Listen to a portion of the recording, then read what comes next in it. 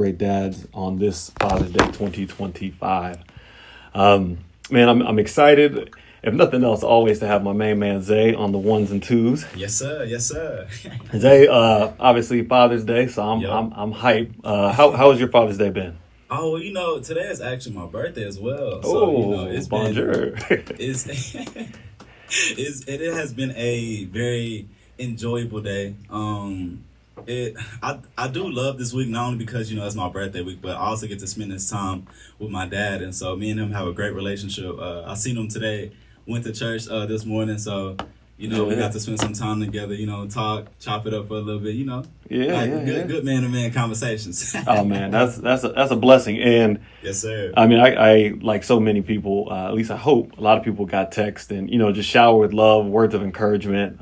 Even just on the way into the studio, my little cousin called and was like, "Oh, it's just cool seeing you become a dad." And I'm like, didn't even realize kind of how big of an impact that you can have by just trying your best, I guess.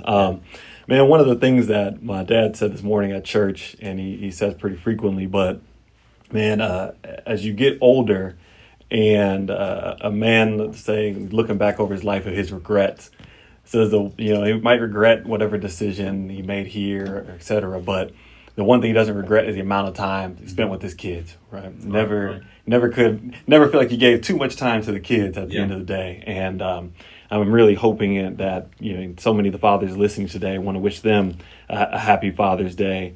Father figures, male role models, moms, grandmothers that are serving in that stepping in that void to the best that they can do. That said, today, this is going to be about the fellas. And this as it should be. This is not that, a lot of times moms, grandmothers don't fill in the void, and absolutely giving them their flowers for doing the best they can. But today is a celebration of the men, black men, and there it is.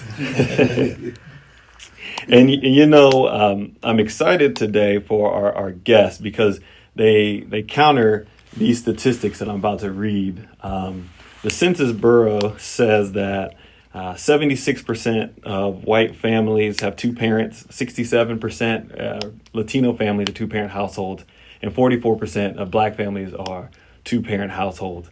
And then of those two single-family households, there's 2 times more single-family households for black people than there are whether it's white or Latino or some of our other peers. And so based on those statistics, and when you look at even this historical stigmas like the 1965 Moynihan report that really says, effectively, I'll quote it, "At the heart of the deterioration of the fabric of Negro society is the deterioration of the Negro family. It's the fundamental source of weakness of the Negro community at the present time." So faced with that, knowing that is kind of just pervasive stigma, I'd say that we almost have a couple of unicorns in studio with us today. It's a rare sighting, and it's the black man that's involved and engaged with his family. I think so often it's portrayed in negative lights and in the news and media, but at the end of the day, and this is just a unique occurrence, and I wanted to share this opportunity with really every single person that's listening in today. I think that people will be not only encouraged, but also kind of empowered by the discussion that we're going to have. So to kick things off, I guess I'll introduce each one of these gentlemen in studio with me today. I'll let them, I guess, give a little blurb themselves, but each one of these men I know, and they were hand-selected, I'm going to say curated, Zay, for this conversation. So I have my friend Harley Garrett here. Harley is, and it's interesting because each person, whether they work from home, he's in the tech industry, right? But having a son, but in a interracial marriage, or John with multiple children and kind of more plugged into some of the resources that dads have out there, John DeBerry. I got my brother-in-law, Dorian Curry, who is going to be providing an insight of someone that doesn't currently have any children, but standing in that positive role model. I've seen him interact not only with my children, but other friends' children, and kind of what does that look like if he even wants to have children, but what does it look like kind of being that model for other individuals? And then Chris Parker as well. And so he actually in studio have his oldest son. And so even that is kind of a cool thing to experience. So as we dive in, I guess the first thing, because I recall it myself, but I want to hear you all's, when you first found out that you were about to become a dad. I remember feeling like it was this gut punch. But now, mind you, I was a little bit younger, but the gut punch was because I was like, man, am I ready to be able to do A, B, C, D? And suddenly I was worried about whether or not all of us could eat. And all of us, it was going to be, just one other person. But in my head, I was preparing for, octuplets. So what was what was that first experience for you? I guess I'll let you start it off, John. Oh, wow. No pressure. It's a unique case for me. So I have a blended family. I have 2 bonus daughters. So I dove into the deep end right away. And so I wasn't really nervous about it. I got to know them, of course, beforehand, before I really, committed to things. And it gave me a perspective of, not just being their friend. Of course, you want them to like you, right? That's the first thing. And then you want them to love you and just know that you can be present with them. But that part, I think, really eased me into when 18 months ago, my first biological came in. I remember working out. My wife came out there and she said, "Hey, I got some news for you," and she dropped it. And I bawled in tears. I was like, okay, this is happening. I didn't know really how to hone in on those emotions just yet. I was mid pump, if you will, right? But then afterwards, it really kind of sunk in. Like, okay, legacy is beginning now at this point. And then you just start to think, all right, what steps do I have to take to make sure that I direct them the right way, and then I'm a good leader and representation of what a father should be.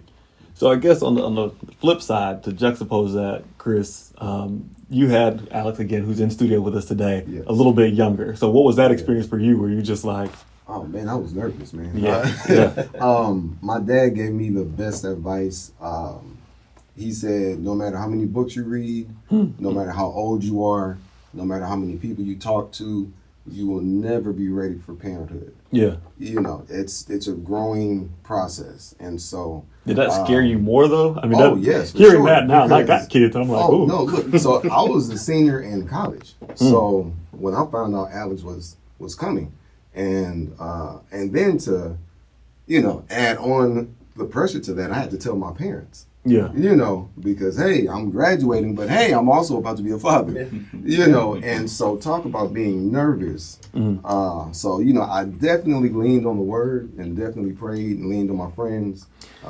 No, were you nervous because you were not married at the time? Or was it some of that other societal piece to it? So you had the piece of, I'm not married. This is my girlfriend at the time. Right. Do I have to get married now? Do I have to get married?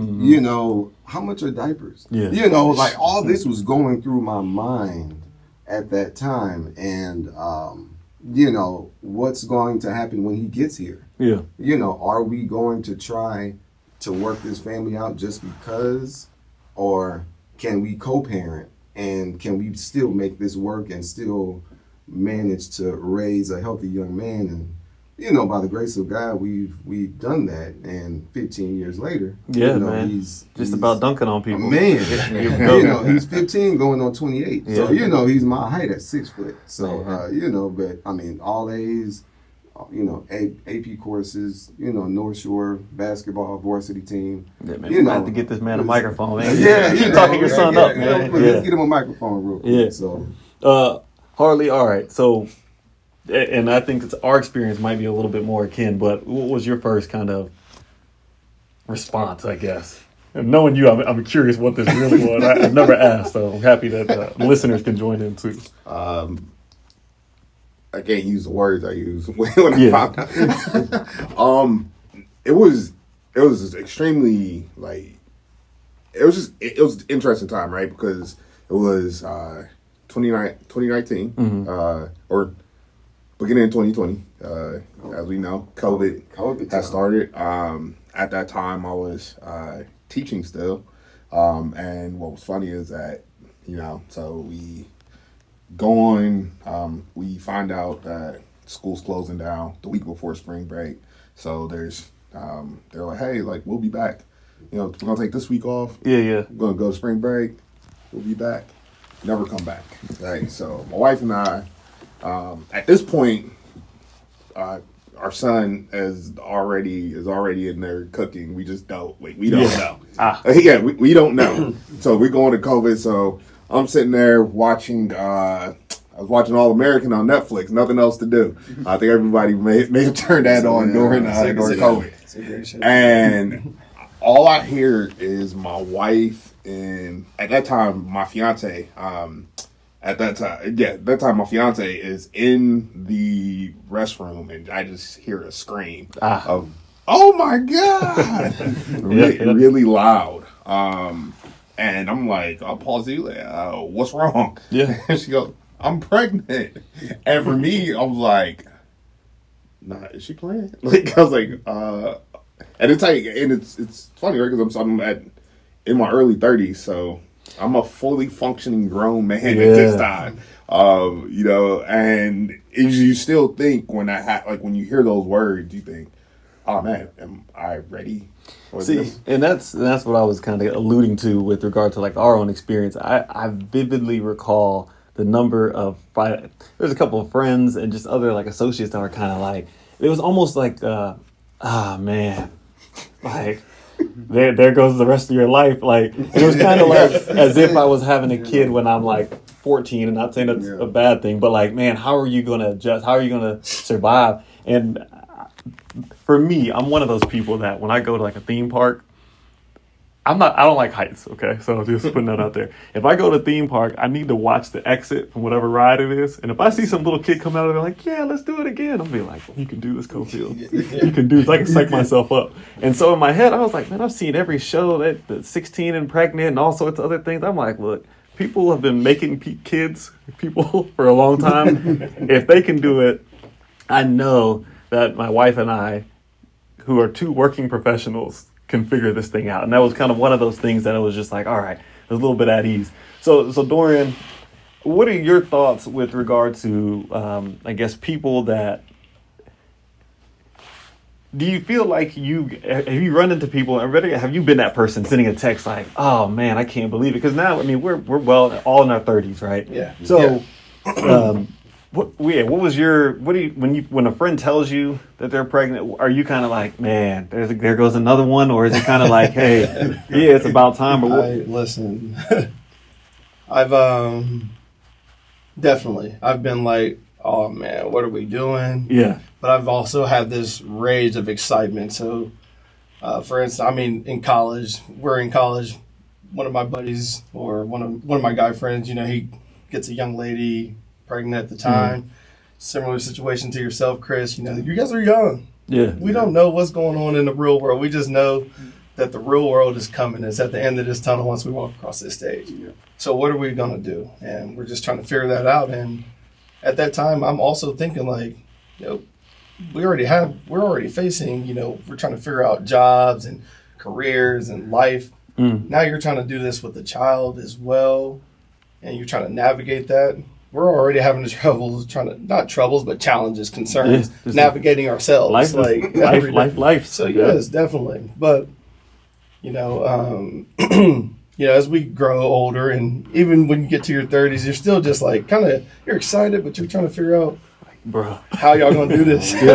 How y'all going to do this. But, I think that I want to say with age, it does change. It does go from, you're still excited. You're still, you're worried. I would say worried. Yeah. You're still kind of worried. If you weren't, that'd be a concern. Yeah, if you're still worried, but it's just, it's different. It's a little different. But yeah. No, and I guess we can do this kind of rapid fire. And this is something that your sister had asked me before, and I was like, I don't think I ever thought of it. But is there an age, did you ever think like, I'd have kids by a certain time? There's like did you have like somebody's like, by 25? Or, yeah. I had it drawn out, man. Yeah, what's your number? By 27, I was going to have 2 kids. Oh, okay. Yeah, by 27, I was going to have 2. And They both be in the league.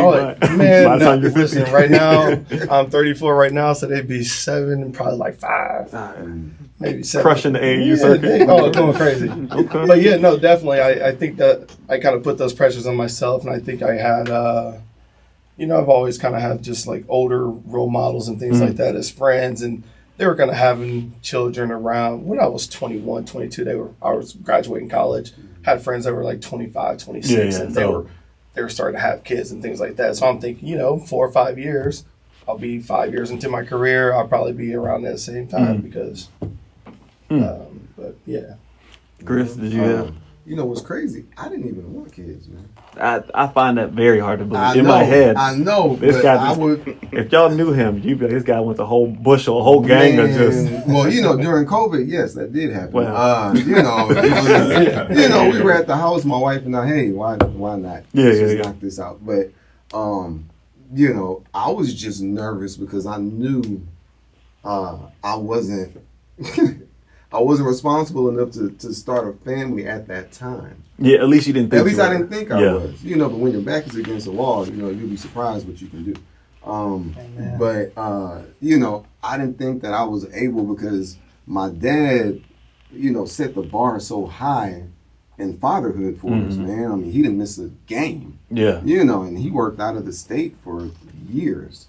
Still don't know what he did for the government. Don't ask me. But, it's neither here nor there. It's for the best. It's for the best. Look, the lights were on and we had hot water and we had great Christmases. Yeah. So I never complained. Thanks again, Dad. Yeah. He's listening to my right. Shout out Father's Day. Shout out Douglas Parker. Big Papa Parker. Right? But no, I was not interested in having kids because I had a younger sibling, my sister Erin, and I would babysit her all the time. So you had your oh man, she would color on the walls. That's what she likes fire. I think she sparked fire at my parents' house like 3 or 4 times, man. Like, why? Yeah. I'm just asking why. And so in my head, I'm thinking, do I want this? Yeah. In 10 years, do I want this in after college? Like, come on, no. But, I think if you think too much about it, what they say, and study long, study wrong, you will absolutely find yourself saying, no, absolutely not. But that's the best thing that happened to me, though. Man. Yeah. So. And I never thought about it myself. I felt like it was going to happen one day. It just, I don't know. Personality-wise, I was like, it happens. If it doesn't, it doesn't. But here we are. Obviously, got round 2 here. What about you two, Harley, John? I don't know if I ever really I knew I wanted a family, but I don't know if I ever put a date or an age on it. So you knew how to make one, you just didn't know. Yeah, I know yeah. Okay. I did teach health for 1 year when I was a teacher, so I knew how to make one, but I was just like going with the flow of life. I knew I didn't want to have a child with someone that I didn't want to maybe be with in the future. Particularly because my situation with my father is not the greatest. Not the greatest at all. My grandfather was a better father. Stepped into that. And in my family there's been so many divorces and broken relationships. There's only 1 or 2 couples in my family that have stuck together and carried a full relationship out and still together. So did you think that having a kid, not only 1, meant that you had to marry the person, or 2, that if you had a kid and you weren't married, then you were going to be the same as everyone? Like you could not, I guess, overcome that hurdle. Does that make sense? Yeah, I think the interesting thing in my life is that religion growing up for me, because my mom was working multiple jobs, doing her making sure lights and food were there. So religion wasn't something that was that was on the forefront in our home. It just wasn't. So I never felt the pressure. I think sometimes that's where for people that's where pressure comes from of hey, I need to be married and reasonably understood. Yeah, some stability can. And at least also having that stability. The funny piece of that is that we were planning our wedding. We were going to do a wedding in Vegas, and then COVID wrecked that. And they were like, hey, don't make your deposit. We don't know when we're opening up. to do the wedding. And my wife was actually pregnant during our wedding. I'm about to say, so y'all just rolled the dice anyway. Just did that here instead of in Vegas. And yeah, it's my backyard for $250. One of our friends was nice backyard. Best money I've ever seen. Thanks, COVID. There we go. There we go. Basically, COVID sponsored our wedding. John, what about you? And so John is a very responsible person because he has to be a fiduciary by trade for other people. And so I think people go to you with solutions and expecting you to have thought things through. So what about yourself? Did you have an age, or were you kind of like, I knew you wanted to do a little later? Or It evolved over time. When I was a kid, it was 3 kids. I wanted to make sure, probably mid-20s, I was somewhat established. Yeah. Mainly because I wanted a son first, and I wanted to make sure he couldn't body me on the court at a certain point. Like, I had to hold on to that for a while because I did that to my dad. But when I was in my 20s, then it was creating structure, making sure everything was settled and making sure I had the plan. I planned everything out, and I said, okay, I want to make sure I'm financially stable. House, 401k is built up before I start diving into children. And then I would say when I met my wife now, that all changed. I was like, let's keep having kids. And if she's listening, she like, no, that she tells people this is the 4th and final. But it's evolved over time. So we have our 4th on the way, but I'd have 1 million kids with her if God allowed it to happen, because it's just, it feels good. I love fatherhood. I love who I'm fathering and parenting with. And so, that's where I'm at. No, that's awesome. And I think that at the end of the day, hearing people say that they love fatherhood, right? Because I think we all see whatever on social media or something like, all right, well, you lose sleep, you lose this, and this. And then it's kind of like this time warp from like newborn stage on social media. And then you kind of fast forward to somebody's, mom, dad in the stands, and they're like in college, they're about to go to the league. You're like, what happens in between there? And I think that gets lost on people when they're thinking of kind of how much do you want to plan? How much do you want to think about, like, what are you getting yourself into? And I think having kids at we have like a staggered, and I guess we have 5 and now almost 9 weeks. I think it's just been interesting. Everybody's different situation and setup is a really cool thing. Before we go to break, though, I did want to ask about if anybody had a preference. I guess the first thing, boy or girl.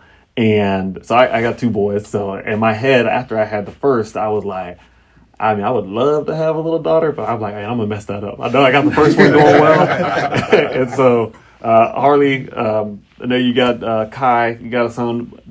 Were you like, man, whatever we get, or is it just? Do you have a preference, and/or if you had another, would you have a preference? No, I didn't have a preference. The pregnancy piece is so scary. Yeah. And not for me, for the mom and the baby. Mm-hmm. You just like, I was just thinking the entire time, and during COVID, once again, like I know I keep bringing that piece up, but it was such a major dynamic in.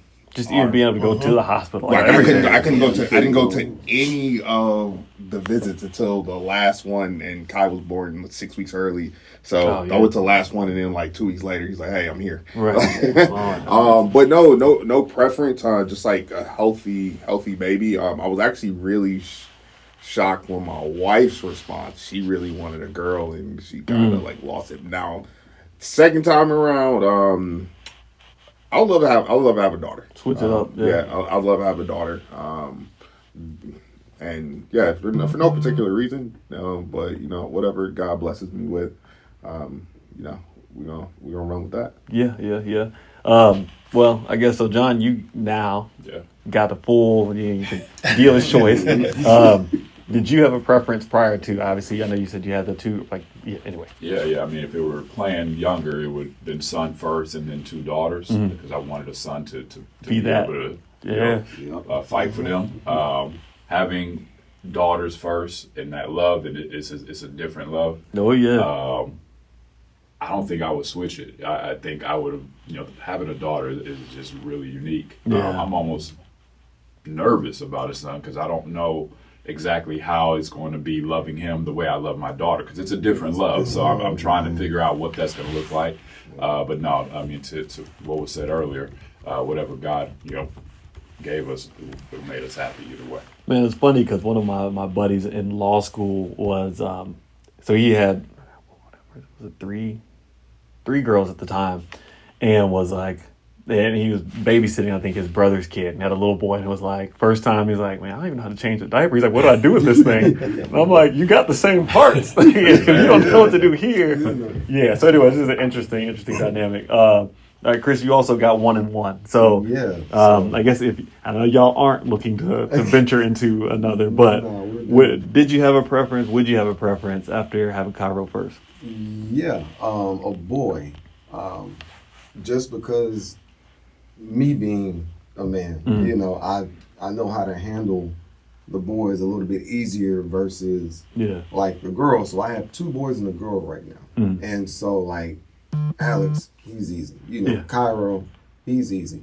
Sydney has me wrapped around her finger, man. Absolutely. I mean, it's a different type of love because you have to understand too, with a daughter, you're the first man that she loves. And you got to think about that. You're the first man in her life that she loves. And so, man, at 22, yeah, I don't think I would have stepped up to that, man. That was tough. You know, I was still hanging out. So, you know, that was tough. But definitely a boy first. DC, what do you got, man? To John's point here, boy first.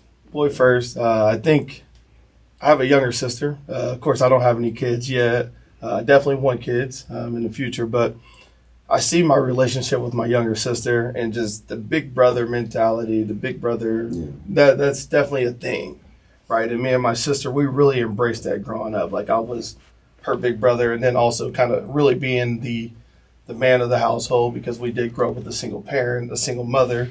I really had to kind of fill those shoes and really was like able to amplify that relationship with my younger sister. And we're like this. Yeah. We're like this as kids, and we're still like this right now. So I see that relationship. So I would definitely want a boy. And then, I mean, all my friends got girls. They all got, man, I'm in a group chat with 5 of my best friends from college, and literally there's 8 girls, I believe, in between, and no boys. No boys, man. So it's like, it's a great blessing. And I hear the love that they're showered with every single day. So it's amazing. But definitely boy girl for me.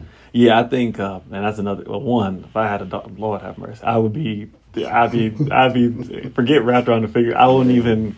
It just Mercy, Uncle Mercy, whatever it is. Yeah. I see how your boys got you. So I know it'd be that's bad. what I'm saying, man. You trying to me attempting to walk? I couldn't even walk down the aisle. I'd be like, but somebody just carry me. That's the love I need in my life. Man. My son is high energy. Many you, respectfully. My son's motor goes. And our friends with girls, and it's just like, I don't know. It's a beautiful relationship to be able to. It seems like a beautiful relationship to be able to be that first love. For a woman and teach them how to, teach them how they should be loved. I guess is awesome. On that note, we're going to take a quick commercial break, and we will be back discussing more. Just sitting around having a conversation with some good young fathers, some black men that are doing what society claims is the impossible, but we're doing it to the best of our abilities. Real world, real talk. Will return on the choice. I was about to ask glad I did need to clear my throat. The cough button is supposed to work. If it doesn't, make sure you lobby your legislature to get some more money for TSU. How do I know if it's... you hold it, I don't think it pops in. Attention corporations, businesses, and restaurants alike. KTSU is looking for you to become an underwriter of this great radio station. KTSU has been in existence so we got the green light to go for 2 hours if we want to. Interested in what I don't know what that time looks like. For more detailed information, contact the our next thing I was going to talk Pierre about. At 713-313-4478. We got to talk about kind of different type of love and become an underwriter today on your community station. The choice. how to. I'm trying to think of which one I kind of want to do first. KTSU in partnership with Beulah's Legacy, the World Youth Foundation. We'll let it kind of flow, but basically on Crowns, Tough at Home, a national gospel music to prepare stage you for the play, world, Saturday, July 19th at Black Houston's Boy Joy, Community Love at Collective. Home. Crowns is a soul-stirring tribute to But the legacy then of African hopefully you'll American kind of women and have their a good iconic base for churches, the world. So just blending and for gospel parents in music, general, storytelling, and So theatrical probably just your thoughts performances. on The that, stage and play explores then themes of faith, family, and resilience. I think we'll it's talk a brought to little life bit by some of Houston's about finest actors and vocalists. For more mission information, styles, text the word Crowns parenting to styles. That'll probably be the next bigger thing. And just, it's the same thing for any relationship, but like two different sets of traditions. And then, we can keep rolling. I got a bunch of random stuff. Kind of want to talk.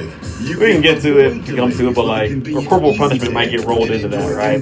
Spanking and stuff. It's just culturally, just what are your thoughts? CPS coming from me. I'm about to say, man, I'm trying to say my name on I was the about to go air. grab the microphone. Like, hey, listen, my dad. He said, "This guy." So that's that. Anything else y'all want comes from Heavenly Match Travel Ministries to talk about? And towards the end, at some point, obviously having this conversation, we talk about resources, and that's when we really lean into kind of what Cool Dad's doing and kind of what that looks like. Ocean View accommodations. That's my strategy. Okay, honoring February 1st. If y'all are wondering where the ship is going, 713-520-8005 we're looking at or by email. Apartment right over there at the Laura. Okay. Yeah, so we actually just signed signed a lease over there at the Laura. The Laura, so it's right. I mean, Cool Dad's is right below. Yeah. Oh, Cool Dad's over there? Yeah. Oh, you work for Cool Dad's? I'm the board chair. Oh, yeah, man. the coolest I dad. met him at a Microsoft event. Kevin. Yeah. More detailed information is online at abetterbailbond.net. License number We just had our 745. second annual Father's Day last night. Oh my God, Welcome back to Real World, Real Talk with your host, Dr. DZ Cofield. Welcome back to a live edition this Father's Day 2025. I am in the studio with Dorian, Chris, John, and Harley talking about fatherhood, positive male role models, and just kind of the way that we're seeing society today and how different that is. And so before the break, we spent a good amount of time talking about just kind of like the different love that we see. And I kind of want to take a little bit of a deeper dive into you all's personal experience growing up, and then what your thoughts are for how, if you want to do things the same or do things differently, right? My dad always said, you're going to learn something from every situation. It's either learn what to do or what not to do. And so, in my opinion, one of the things that people are trying to navigate is, do you need to toughen up your child at home so that they are tough enough to deal with the real world? Or do you provide that safe, loving environment at home that is truly a comfort place so that they have the good foundation and a kind of, I guess, knowing who they are early on so that they can handle the trials of the world?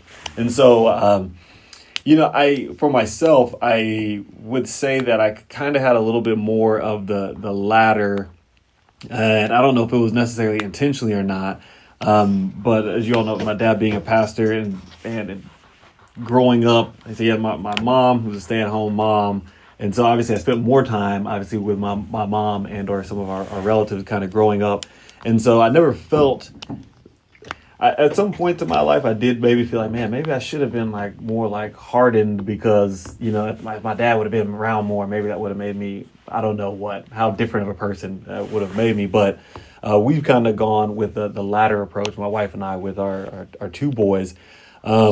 And I think that that's the better approach to go, I think, in my opinion. So I'm looking forward to hearing you all's opinion. But when the going gets tough, right, and you're trying to figure out as an adult, even for us today or other people, all right, like, who am I? How am I going to respond? How is life, your environment can shape you a lot, but at the end of the day, if you don't have that solid foundation, I think it's easy to get kind of off track.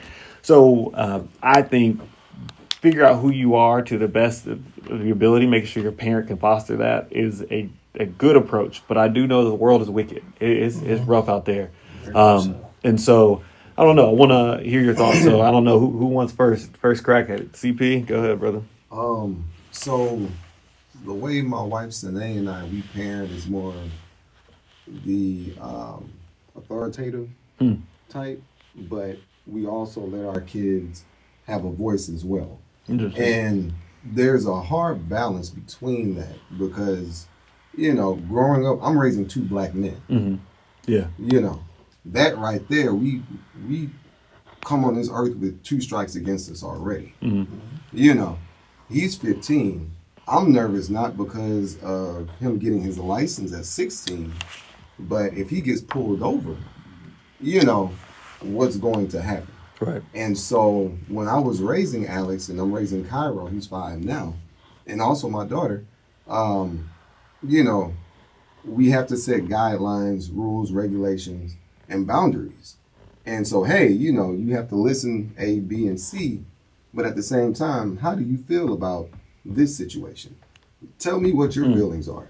Tell me how you feel, because the past generation and the generation before that, old school mindset, not showing any feelings. Yeah.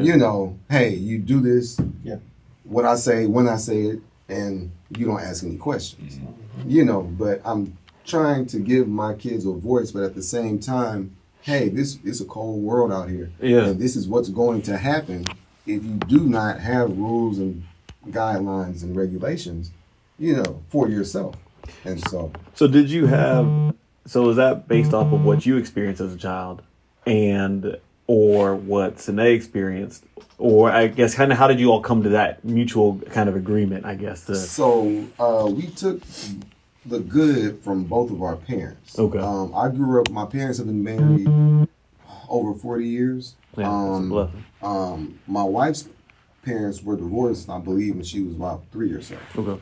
And so we had 2 different ways of being raised. But the main thing was, we were focused and we had rules that we had to abide by.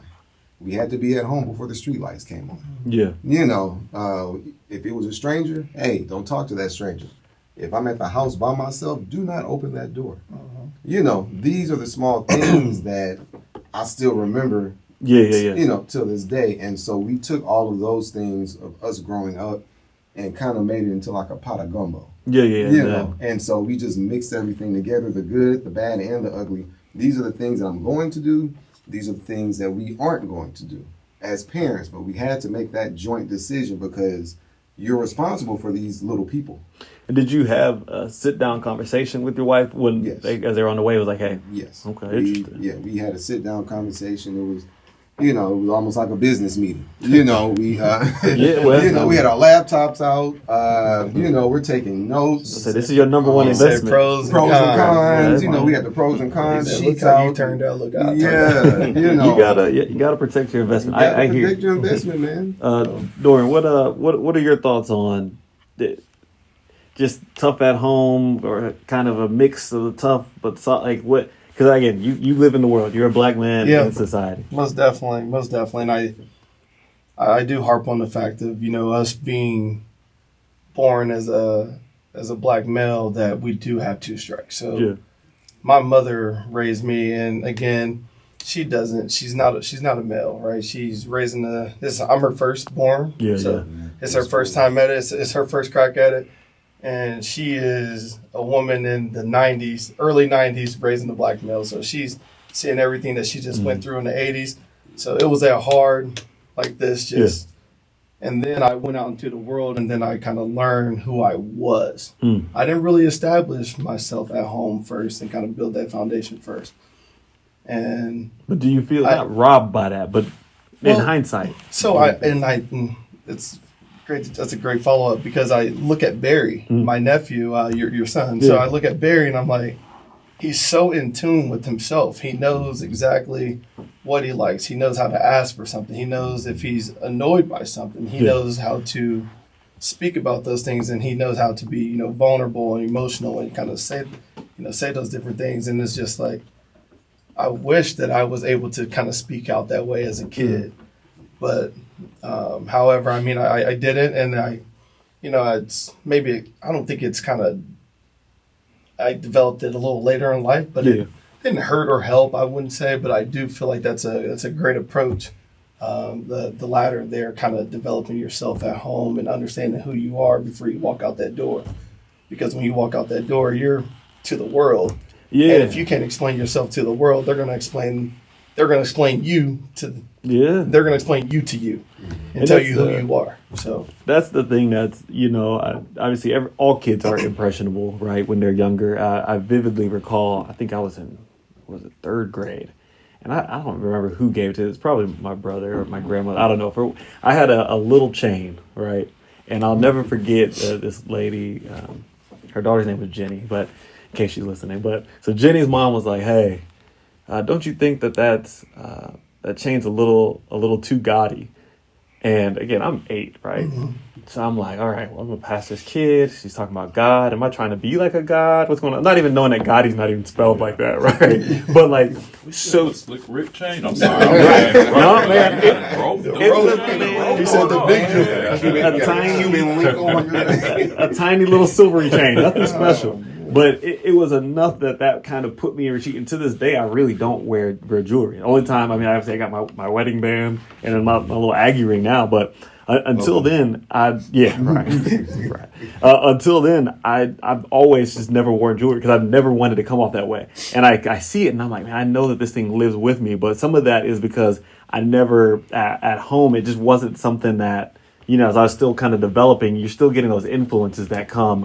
And it's, it is what it is. I might try to go buy me another little cheap silvery chain now just to be like, stick it to the man. Cheap, big, bro. Yeah, well, as long as it doesn't turn my neck colors, right? Every black person's like, nah, I can't wear nothing cheap. But yeah, John, what about yourself? What approach are you all taking? What approach did you live with? How did that go? So I grew up single parent household. My mother, who had a drill sergeant background as well. So structure, is definitely something we had. And I had an older brother who I watched do a lot wrong. So I either knew what to do or not to do or how to do it and get away with it. Mm-hmm. But how that's kind of translated to me now as a parent is, structure I think is necessary. And I have this conversation with my wife often about the approach and if you don't want to fail them by not preparing them for the world, but you also don't want to fail your children by scarring them, trying to prepare them for the world. So there's a delicate balance between them. I think, my wife, she's gentle. I mean, she's small, she's dainty, she's just gentle all around. Her background was a little bit stern, and she took, the contrary approach. She said, hey, I'm going to be delicate. And she talks to me often. We have girls. You don't want them to think that that's how a man should treat them as such. You are the first impression they're going to have, to your point earlier. And so it's a balance. I think what's helped me as a father and us as parents is tying everything to a core central value, right? And which is our faith, our foundation of God. And that's what really helps because children are caught up in the why. Why? Everything is a why. And so if you can tie it back to something, why you're disciplining or why you are correcting them, if you're able to tie it to it, it makes a whole lot more sense to them, and then they're less impressionable with the outside world, and they say, hey, this is why we're in this space. Interesting.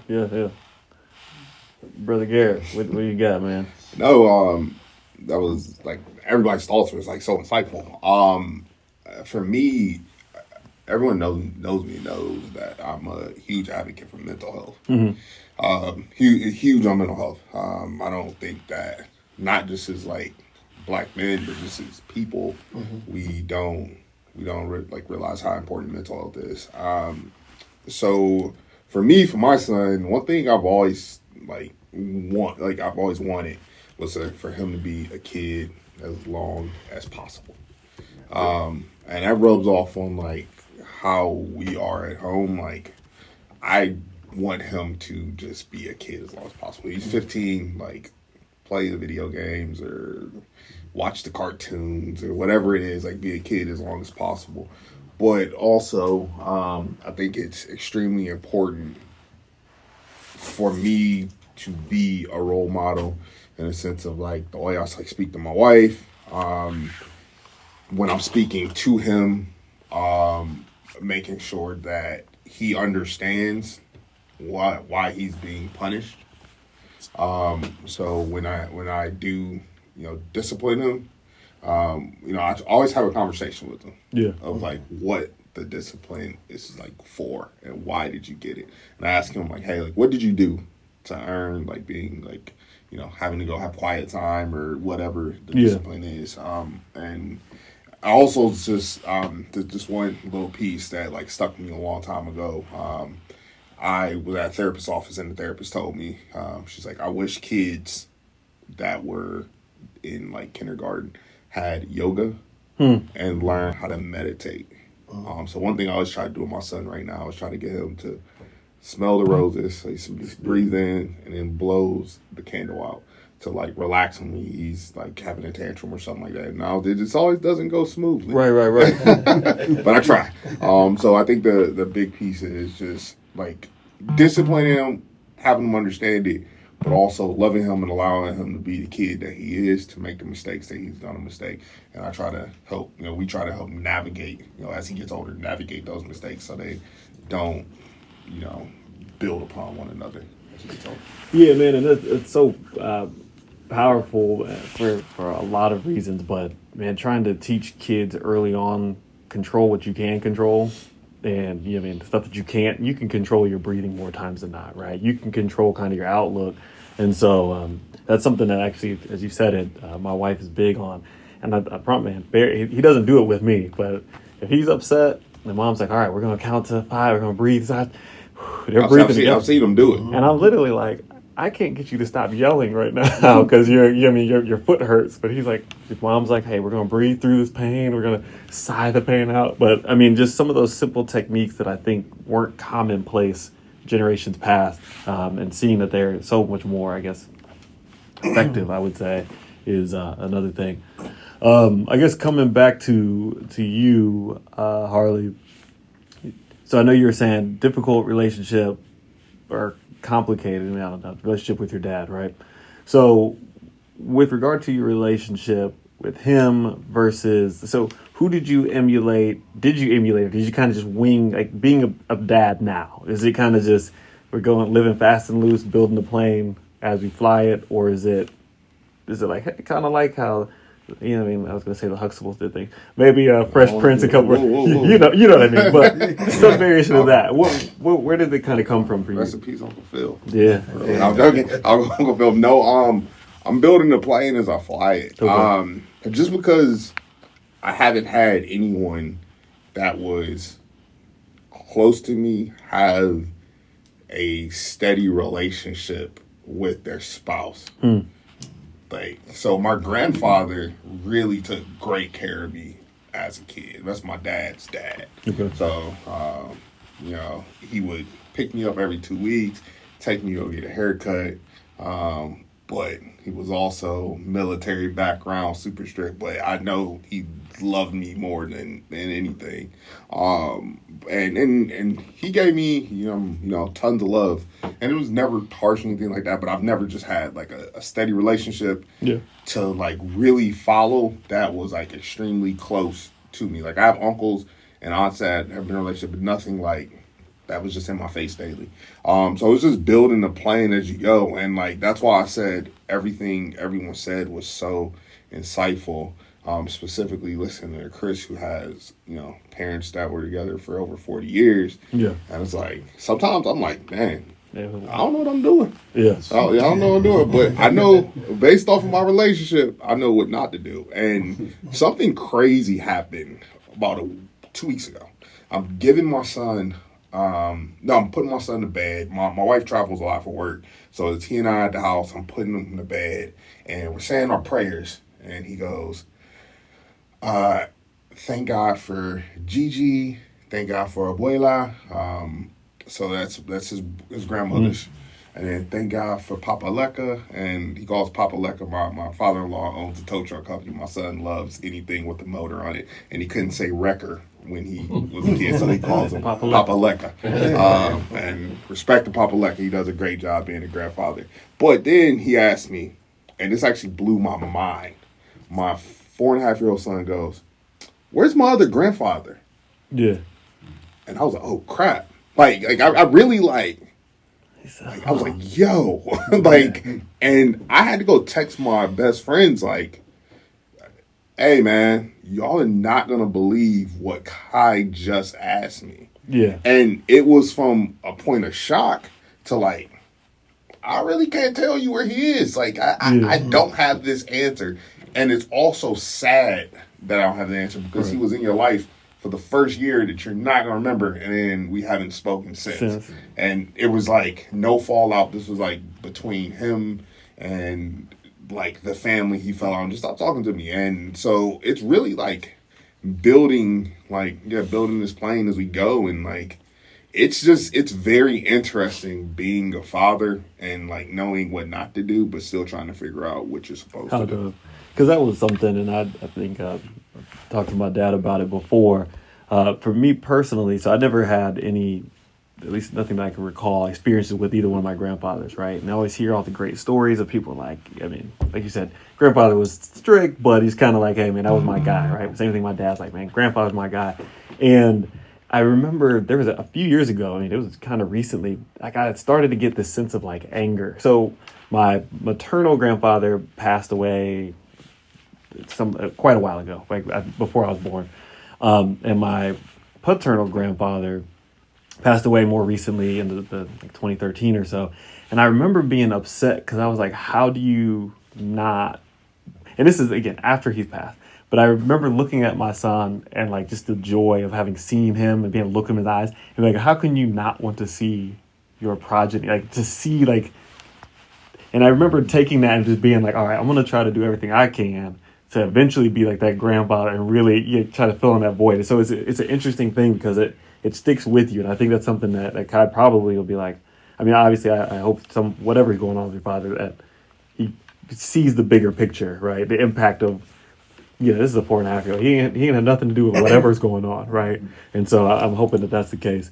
One more thing, I'm sorry. And one more thing I want to say is like, the difficult piece there is, do you want to allow someone back in your life that has been in and out of my life and then portray that behavior with my son? And that's where like my wife and I are both at. Trying to figure out like, protective. Yeah, I mean, because like I have his number. I could probably easily call, but like you're not going to do Kai how you did me growing up, And I don't want him to even think like that's commonplace and that's how a man like does things. Like if Kai, the day he decides to have kids one day, like even if things don't go well with your spouse, whatever your visitation is, whatever it is, you need to be there. You need to be taking care of your kid and be consistent.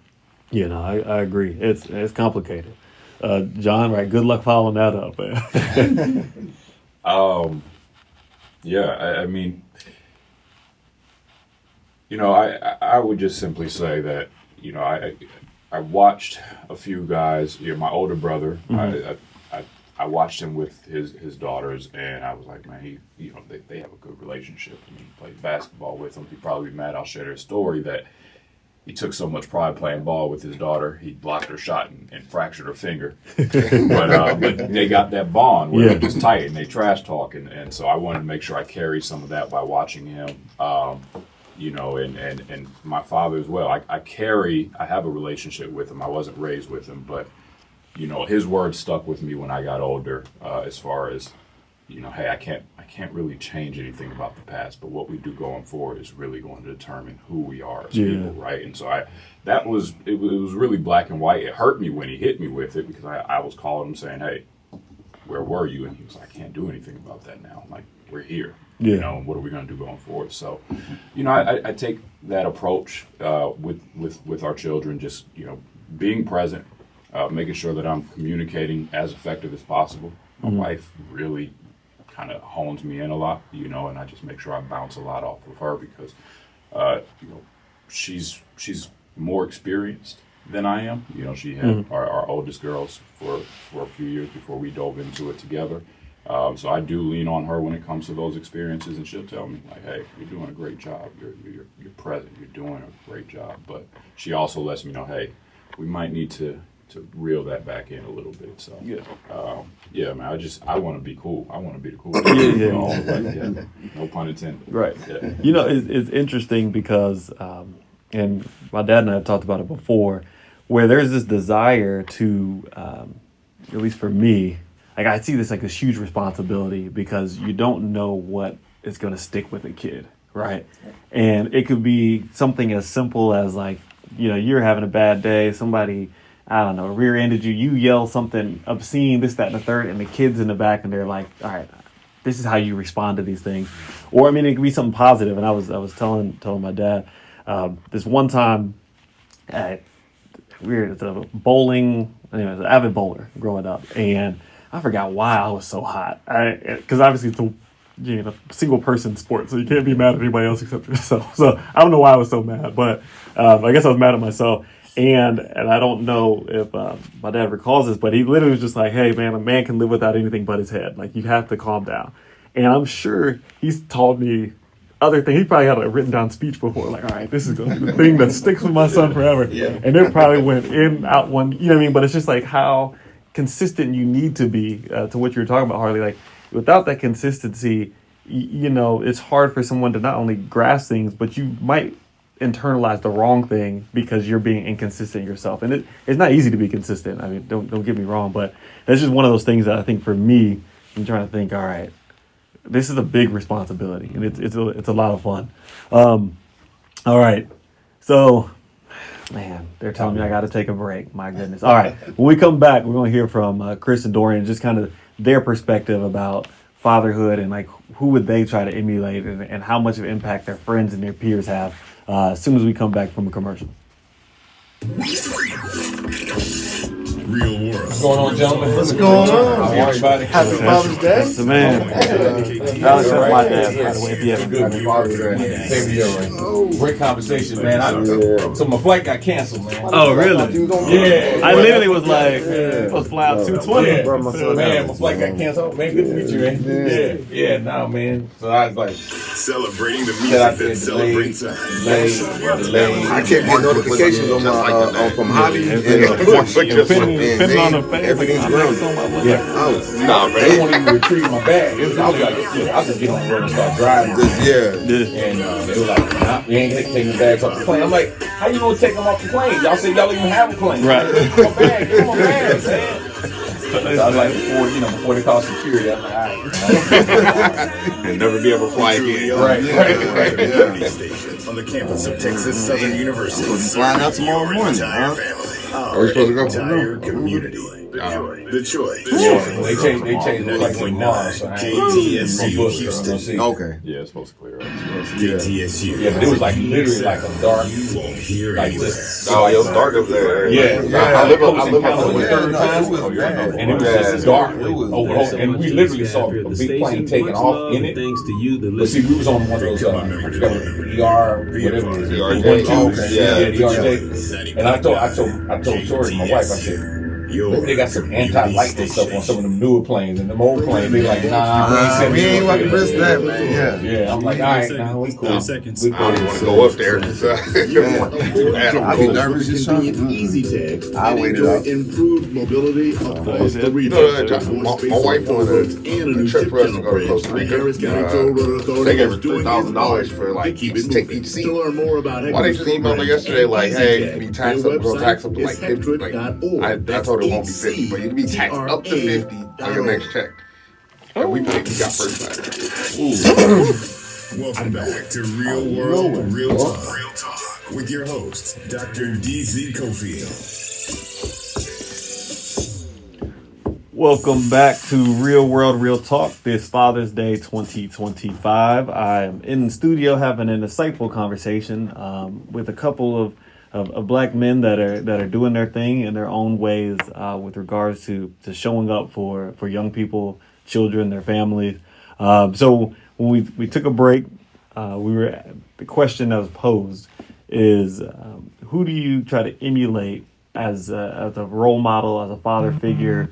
Was it TV? Was it a godparent, an uncle? How did you get to be the person you are when you're around young people?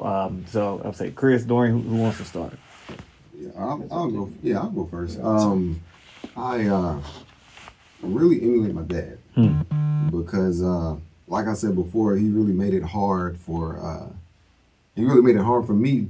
You know, it's some big shoes to fill. Yeah. And you know, like I said, he did a lot for my sister and I.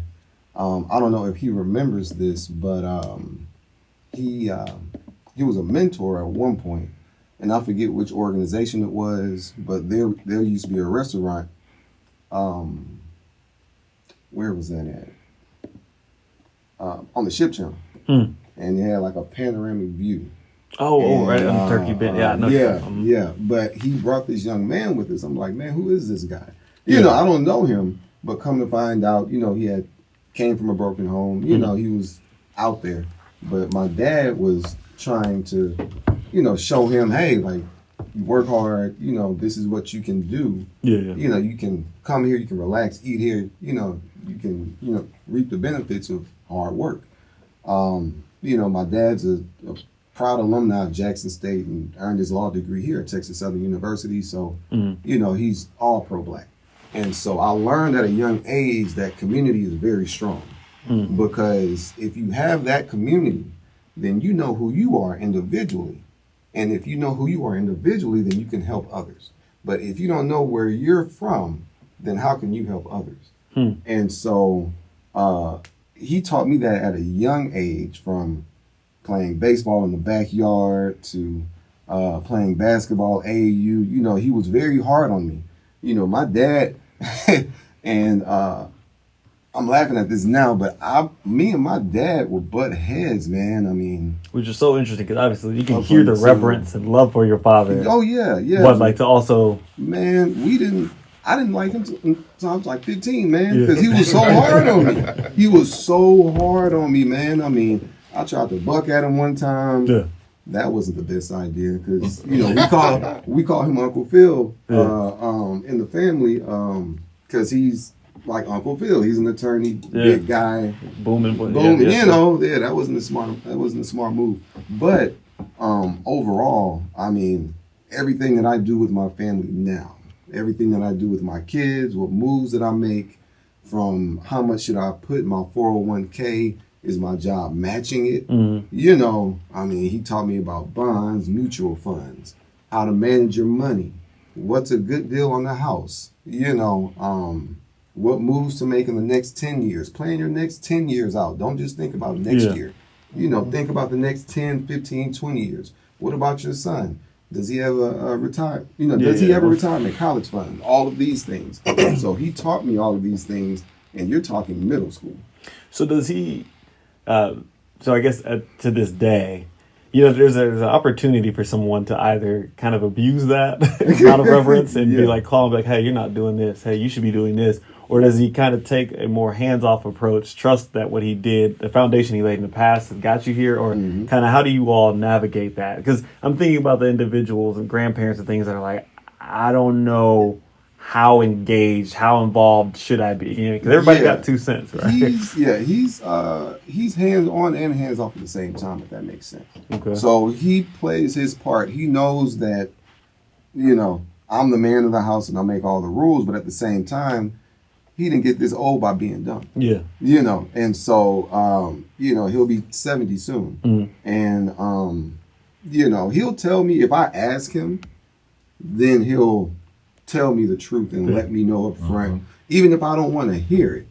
You know, he's truthful with me. He's not going to lie to me, you know. And so, but if I don't ask, you know, just like he told me, look, I did everything I could do for the first 18 years of your life.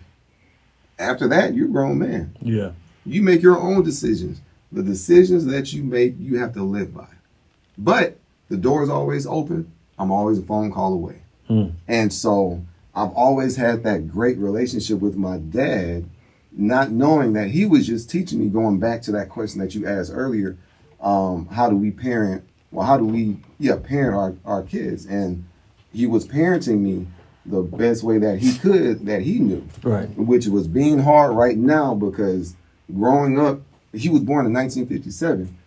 Growing up in that era, he saw a lot of stuff. He had to go through a lot of stuff. And he was in Mississippi. Yeah. So you have to understand, in the deep South growing up, with all the racism, being called the N-word, even if you had a degree or 3, I mean, you still was getting treated, just like a janitor. Nothing wrong with the janitor, but, no matter what degree you had, it didn't matter. And so he was just trying to guide me and teach me the best way that he could.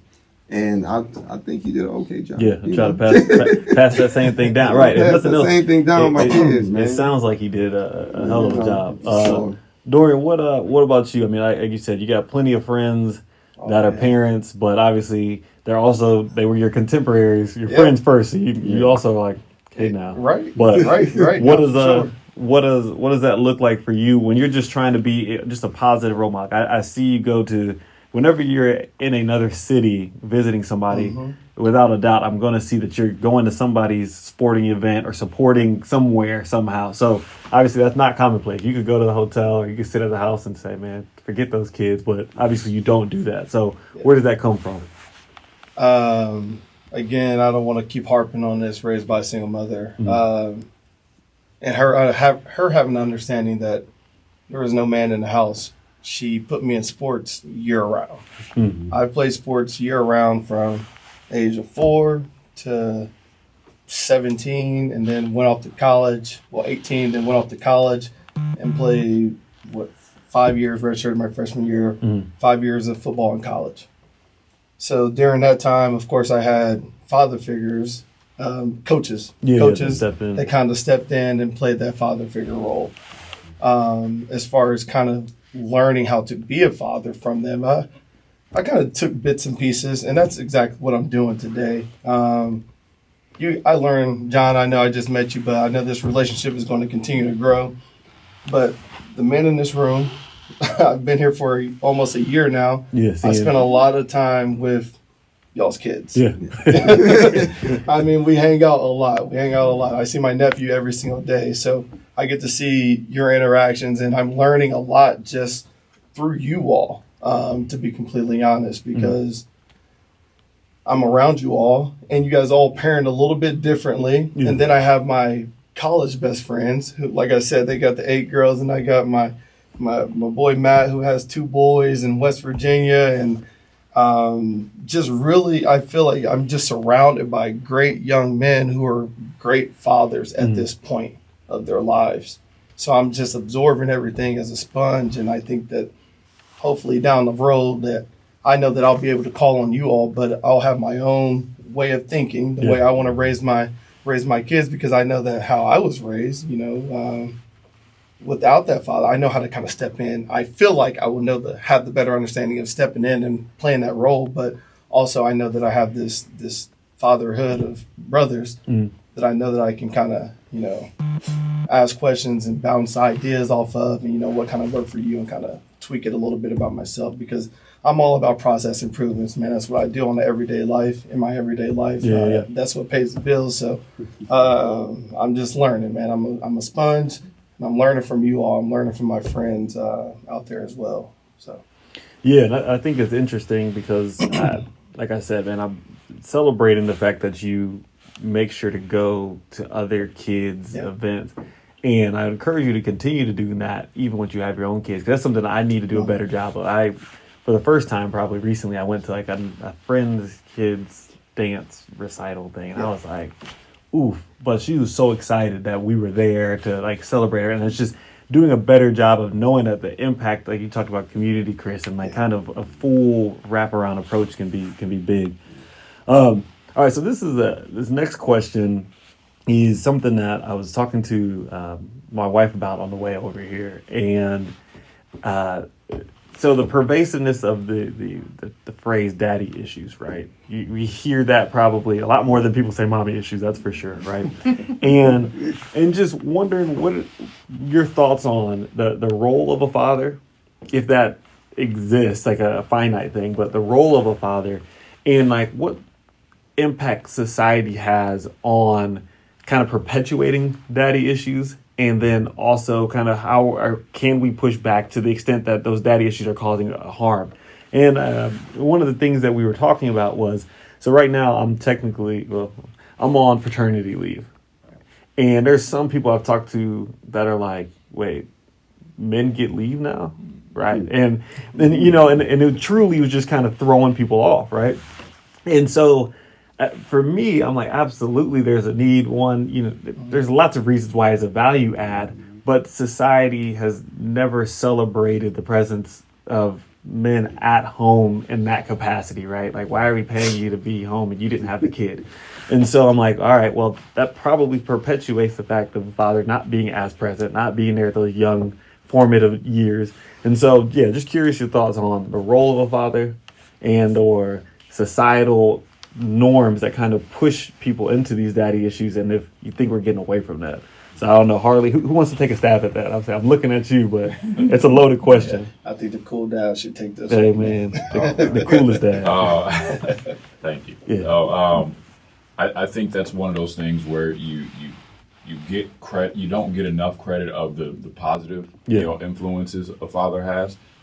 It's almost like Father's Day is kind of in the lost in the background. Right. I was talking to someone last week and they saw the hat and they were like, I like that hat.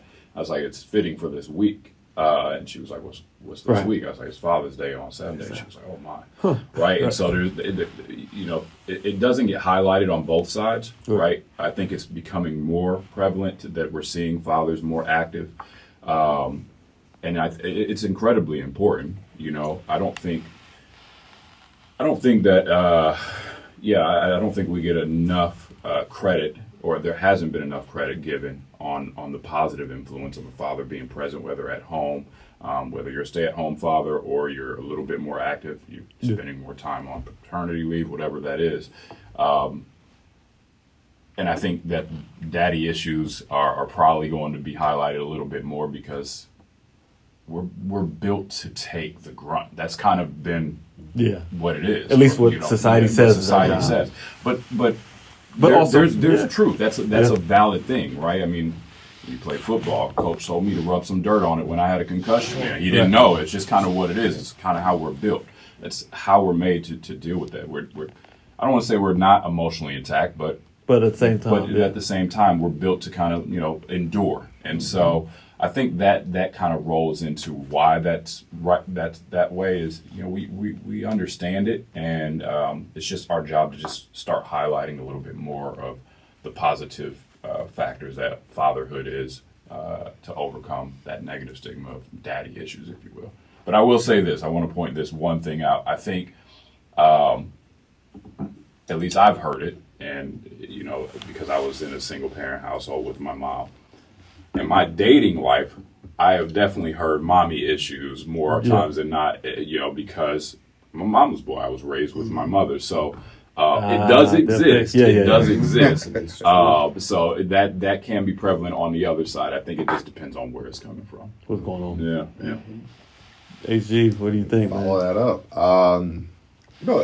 What's interesting is that I think from an American perspective, we're very different than the rest of the world. And I feel like I'm able to say that because my last two roles working in tech have been at a global level. And I thought about it when you said like paternity leave, right? Like on a global level, like these things are normal. Yeah.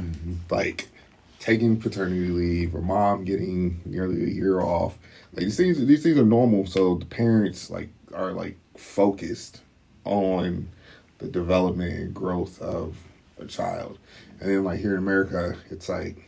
Yeah, you're still pulling teeth to get any time off. You can get leave. And all in all, it's the daddy issue thing I think just comes from that this like what we've built as a society here of what masculinity is supposed to be. I think as we're moving forward, masculinity, it is changing, and like in certain aspects, I think it's like for good. Yeah. Because like it's okay for a man to be emotional. It's okay for a man to go seek like mental health and or just be supported. And I can't wait to talk about Cool Dad, but because not to cut you off, but we did donuts with Dad at my son's school, and man, I walked in and like I immediately was like, yes, look at all these dads in here. And when I say I opened that door and wasn't a single word said, it was dead quiet. There is no communication. We're all dads with young children, so you think we got plenty in common. Yeah. And it's just, everybody's just in these silos. And so, anyway, I just had to share that. No, and that's true. And we have to learn. It's like, okay, like it is okay to communicate with your child and love your child and show vulnerability to your child. Yeah. And you don't have to have like this alpha, like always carry this alpha male mentality. Now, if you're playing sports with your child, carry the alpha male mentality. Yeah. But you don't have to carry this alpha male mentality. And I just think like that's what it comes from. Plus, I think things are changing with our generation of black men. Like, for example, Cool Dads. Like, I've been to a Cool Dads event personally, and there is like this growing. It seems like this growing effort where black men are just, like, we're rising. Like we're rising to the ball. Yeah, we're stepping up these days, and all my friends with kids. Like, I don't really know any friends with kids that I'm like, man, you're doing a terrible job. Everyone's doing it. Everyone's like trying their hardest. They're learning. They're doing a great job. And I just think it's our role to, just to teach our kids to be like to just be good people. Yeah. And that's like what we're doing as dads. Yeah, I agree. I'm about to say, I guess, Dorian, I'll let you start. I keep starting with Chris. What do you think? Chris is a hard guy to follow up. Yeah, he said, give me some relief here. I think just to kind of piggyback off what Harley was saying, I think, where am I getting here? Hard pause here, guys. Yeah, no. Question back. We might have to, actually. It's just the value of fatherhood and the impact of, again, we talk about like daddy issues, but like societal norms and like what should a father be based off of what we've heard or saw growing up? What do we think it should be moving forward? Obviously, every generation can always change a narrative. So from what you seen versus what you think we should do, and will that maybe get rid of some of these daddy issues that people often cite for all of their problems? Got you. So my thing I'm thinking about is just whenever I hear this of like what dad should be in the society, and you kind of mentioned like whenever I do travel, I like to go off and see my friends' kids go play sports, or I would come to a Cool Dads event, or come here and fellowship with my brothers here. I think it's more so of a, we got to get into this atmosphere of a support your homies kind of vibe, kind of feel, and I think that I'm leaning on that a lot. Yeah. And you guys can tell that by my answers. Like, I'm leaning on society, I'm leaning on my friends, I'm leaning on my pastor, I'm going to lean on my faith and things like that as I kind of start to make my decisions around, how I feel like fatherhood should be. You going to you saying that when you came to the house and you're like, after doing the donuts with dad thing, and you're like, man, it was cool, but I walked in there and there's dads there, but they're all just sitting there and it's quiet. I'm like thinking to myself, in this outspoken individual, I'm like, I would have probably grabbed everybody up and like, hey man, we're gonna huddle up. Let's huddle up. Which wasn't easy. Do a 1, 2, 3 dads or something. Like, we're gonna interact because that's just the way I am. And I feel like more folks should be like that. More folks should be more vulnerable and be able to talk to one another. And this generation is different. Yeah. We're having these conversations. Yeah. We're on there. I don't know if they were doing this 40 years ago, to be honest. Or what did it look like when they did do it? Yeah. So it's... Yeah, I'm assuming it was... Yep. Yeah. But I mean, it was different back then, you know, and it's different now, and it continues to evolve. And, you know, we're able... Again, to your point, you're able to take leave. Yeah. Even if it is a couple of weeks, 3 or 4 weeks, but you know, it's something. Yeah. You're able to be with your family and it's not frowned upon. And supporting spouse, supporting. I mean, there's so many layers to it. And you have folks around you that kind of support you doing that. Yeah. Like then it's, again, we talk about that hardened way of being raised, and you know, just a little different, but. Yeah, who does that help? There. CP, what you got, man? CP. I mean, it's definitely different because now, what we haven't touched on with this new generation, I guess our generation, are the stay-at-home dads now. Yeah. You know, you have a lot of stay-at-home dads. A lot of the roles have turned. So now you have the woman that's making the money. She's the breadwinner. And now the dad is tending more to the kids now, you know, and you see a lot more of that. And with the daddy issues, I know when I was growing up, I mean, I've heard that plenty of times, you know, been in different relationships where, you know, the woman might have daddy issues and she's expecting me to step up to the plate. Well, look, I'm 15 years old. Like, what are you talking about? You know, and now, you know, it's more of the independence. You know, I don't need you anymore. You know, I can raise this kid by myself. You know, and that's a lot of women do that. You know, but you know, it takes two to make the baby, and it should take two to raise the baby. And so, with the dad issues coming into play, it's tough because I'm stuck on that only because, I mean, I know a couple of my friends and they grew up in 2-parent households and they still have daddy issues. Right, yeah. You know, and so, okay, what is really daddy issues? Is it you having the issue with the dad, or was it the dad just not stepping in? Yeah. And so individually, you have to make that decision to not let that hold you back. And so as fathers here in this room, I think we have made a decision to not be a statistic. And by the way, statistically, most black men do raise their children. Statistically, if you look it up, they raise their kids. They are involved in their lives. Now, I don't know if they're married or not, but I see a lot of dads at my kids' basketball games and soccer games, and they're all black men. You know, they're all involved. You know, they all have that little kitty backpack on, you know, with the sippy cup in the backpack and an extra change of diapers. Still looking hard or fashionable, but hard. Hey, man, you know, they might have a whole tattoo sleeve on their arm, but hey, they about to go in there and change that diaper if that baby has a blowout.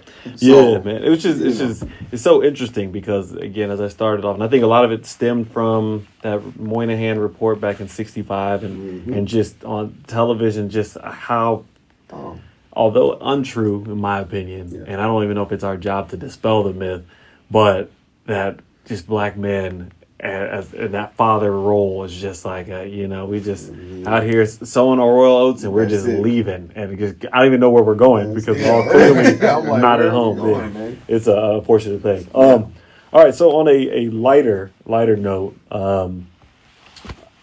greatest joy, any tips or tricks that you've seen that you've like, man, if somebody would have told me this, I'm thinking about our listeners, like, man, what would be, you know, something that you'd be like, man, you're going to love this when this comes, and also go ahead and do this thing. Whether, obviously, we talked about my wife's breathing techniques and things like that, but what do you got, John? Oh, man. You know what I would just say, and enjoy being lighthearted with them every once in a while. That's probably what I would tell any parent. Just enjoy those moments. Yeah. Sometimes you're gonna be frustrated, but find a way to laugh through it. There's gonna be something silly they're going to do. And you're gonna probably, after you're mad, look at it and be like, man, I'll be one of the funniest things I've seen. I just can't show them that. Just go ahead and be lighthearted with it. Because those moments are fleeting. Eventually they're going to be adults and they're going to be tackling the world out there, and the smiles become less. So you want to make sure. So I would say that's probably the simplest and a general advice I would give anybody is just soak that up. Laugh, be lighthearted, be silly. They appreciate it. They remember it.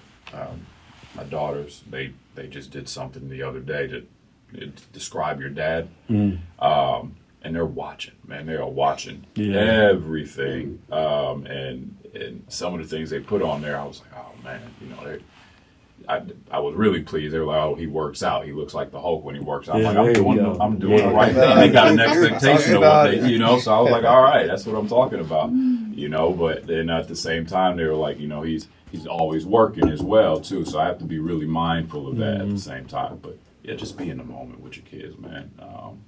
And if I could tell anyone else, boxes, man. Boxes. Kids love boxes at young ages. You don't have to buy anything else but boxes and Tupperware. And I promise you, it'll be the most fun thing a kid will do. Probably up until they're like 9 or 10. You can't lose with that. So can't lose a box. There you go, boxes. Man. Always a box. Yeah. There you go. The box thing is hilarious because my son and Brandon's son were parking monster trucks in boxes. You know what I'm saying? And like my wife throws everything out, and I'm like, hey, not the box. Don't throw that popcorn box out that we had. Let them turn that into a garage. Yeah, man. And he's gonna have a blast with it. Yeah. I guess I'll go. The first thing I'll say to do, and I think about this a lot, partially because like I love photography. But we live in an age where we always have a camera at hand. Take pictures. Take a lot of pictures. And then find a way to print those pictures out. If you can print them out, save them, and instead of let them get lost in the cloud. But, I mean, you'll have them forever. But take a lot of pictures.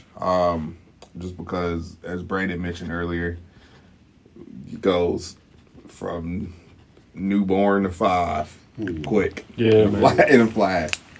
So take a lot of pictures, and I piggyback off of John. You just have to be lighthearted, and like there's a lot of frustration that comes with being a parent, specifically to someone that's developing their emotions and falling out on the ground like the Toy Story toys when they when they break down. But just figuring out a way to like what works best for you as a parent. And make sure you talk to your kid, like no matter what. Like when they're having this breakdown, talk to them and ask them what's wrong. And I think that's so important because you want them to grow up and be able to voice how they feel versus holding all these emotions in and, bottling them up as they get older, because a lot of us were taught, hey, bottle, don't show that emotion, bottle up. You're a man, be tough. And that's so unrealistic. It's an unrealistic way to live. It's just unhealthy if nothing else. Yeah, because once life starts lifing and you have bills and then other things happen, and your car goes out one day, you need to be able to handle that. So just piggybacking off of John, just talk to him and find a way to be lighthearted. Yeah, so I'll share my my greatest joy and my tip, and then we'll head to commercial break. I'm telling you, breaks drive me crazy because they're just not fun. I mean, that's just, you got to pay the bills, but they're just not fun. I think for me, my greatest joy is getting a chance to experience first. And I always talk about it's the first time, and I didn't realize what my eldest son was doing, but he was kind of reaching up, and we were like walking in the park, and I was like, he was trying to grab this leaf. And then I was like, oh, I didn't realize you've never touched a leaf before. And like seeing that joy and experience and being, I was like, man, I need to start thinking about all the first time, because you don't usually remember your first, right? Until like later in life. And so I think that's probably my favorite thing. And be like, oh man, this is the first time he's about to do this. This is the first time he's about to do this. Like, this is about to be cool. And then I think the other piece, at least tips and trick wise, I don't believe you can spoil babies. I think I don't know any evidence that's ever come out that says because you gave this kid a bottle when they were 6 months, or you better get even more so because you held your baby and they were 6 months old and they were crying and you wouldn't keep putting them down, that they all ended up turning into the Antichrist. I don't think that's the case. But so many people will be like, oh, you're spoiling that kid. And I'll be like, I'm just trying to love on this kid. And I think being okay with trusting your gut when it comes to it's your child. Half of the kid is you. So if it's like, hey, this feels like the right thing to do, I think you should do that. I'm the wrong person to ask about spoiling the kid because I'm all about it. Yeah, man. Love on them. But all right, we're going to go to a quick commercial break and we'll come back to hear Chris and Dorian's thoughts on this. And then we're going to talk a little bit more about Cool Dad, different resources for dads, and just opportunities to kind of build that culture and that community of fatherhood. Real world, real talk. I did not have to charge all these cameras. I done lost y'all's camera just now. I got to push that. We're going to make it work. It's all good. Wow, what's going on, man? You all right? Good. Yeah, man. We're going to get out of here. Yeah, I went to a Cool Dad. When they, when's the flight? When's the next flight? They did like a Microsoft. Over a year ago, Brandon had told me about it. I originally went there. All my stuff was I'm at Microsoft now, but it had nothing to do with Cool Dad. But when I got there, I was like, hey, because I really didn't know what it was. Super dope. This much okay. Man. I joined before that. I don't know how. Birmingham. Okay. And then driving to Birmingham got like that's much love and thanks to you, the music. How about now? And whatever it looks like for everybody. Probably put it more in the IH. And see, that's the thing. I need to I fly out of IH tomorrow too. Around the same time.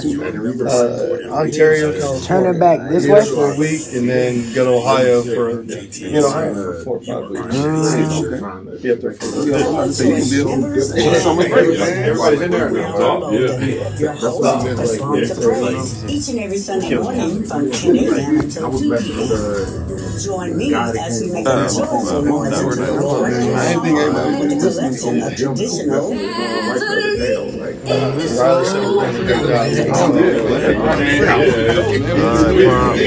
Was it on your website?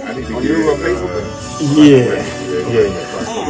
And then recording it too, so I'll have audio one. 30 seconds. Toys 99.